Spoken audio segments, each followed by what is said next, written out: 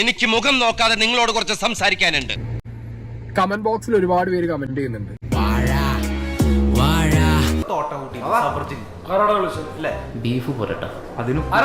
And ഈ comment ബോക്സിലെ repeated spam കമന്റ്സിന്റെ ഒരു സാധനം ഞാൻ പറയാം. ഞാൻ പറഞ്ഞല്ലോ, ഞാൻ ഇത് കൃത്യമായി അന്വേഷിക്കുന്നുണ്ടായിരുന്നു, ഇത് എവിടുന്ന് എങ്ങനെ വരുന്നു എന്നുള്ളത്. അപ്പൊ ഒരു കൃത്യമായ വ്യക്തത എനിക്ക് കിട്ടിയത് ഇത്രയേ ഉള്ളൂ. തല്ലുന്നതിനൊക്കെ ഒരു അതിലുണ്ട്. ഇതല്ല പഞ്ചായത്ത് പട്ടികൾക്ക് എല്ലാം കഷണം കിട്ടുമാതിരി ഒരുമിച്ചല്ല കടിച്ചു പറിക്കണത്.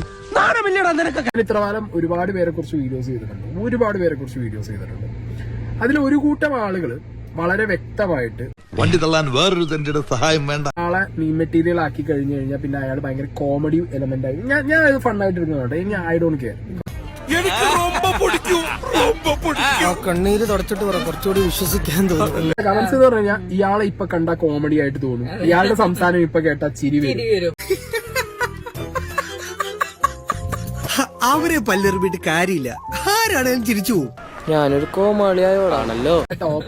ചില ടോപ്പിക്ക് സംസാരിക്കുന്ന സമയത്ത് നമുക്ക് ഇനി ഇരുന്നിട്ട് ഇപ്പൊ ഒരാളുടെ മരണം അല്ലെങ്കിൽ എന്തെങ്കിലും ഒരു സീരിയസ് ഇഷ്യൂ അങ്ങനെ സംസാരിക്കാൻ പറ്റില്ലല്ലോ.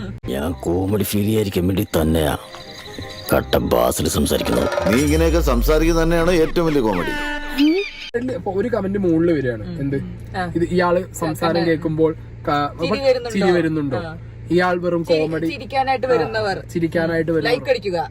അതായത് കൊടുത്ത് PR ആയിട്ട് കുറച്ച് കാലത്തേക്ക് സെറ്റ് ചെയ്ത് വെച്ചൊരു പരിപാടിയാണ്. ഓഹോ, കഥ അവൻ അങ്ങനെ ആക്കിയല്ലേ. ഇതിന്റെ ഇന്റർവ്യൂ പ്രൊസീഡിങ്സ് കാര്യങ്ങളിലൊക്കെ പോയിരിക്കുന്നത് സീക്രട്ട് ഏജന്റ് അല്ല, സായി കൃഷ്ണൻ എന്ന് പറഞ്ഞിട്ടുള്ള വ്യക്തിയാണ്.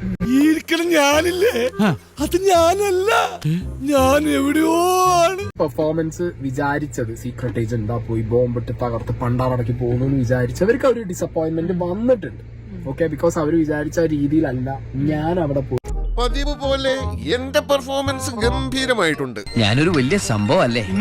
വേറെ ആരും ഇല്ലെങ്കിൽ എന്നോട് കണ്ടിന്യൂസ് എല്ലാവരും മെസ്സേജ് അയക്കുന്നത് സീക്രട്ട് ഏജന്റ് എന്ന് പറഞ്ഞ് പോയിട്ട് അവിടെ പോയി എന്റെ പ്ലാൻ പൊട്ടിയത് കൊണ്ടല്ലേ ഈ മറ്റേ നല്ല മനുഷ്യൻ സായി കൃഷ്ണൻ എന്നൊക്കെ പറഞ്ഞത്.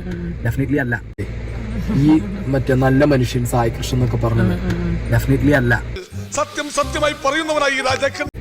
എന്റെ ഒരു മൈൻഡ് സെറ്റ് നിങ്ങൾ ആലോചിച്ച് നോക്കണം. ഞാൻ എത്രത്തോളം ഞാൻ സത്യം പറഞ്ഞ ഭയങ്കര പ്രഷറിലായിരുന്നു.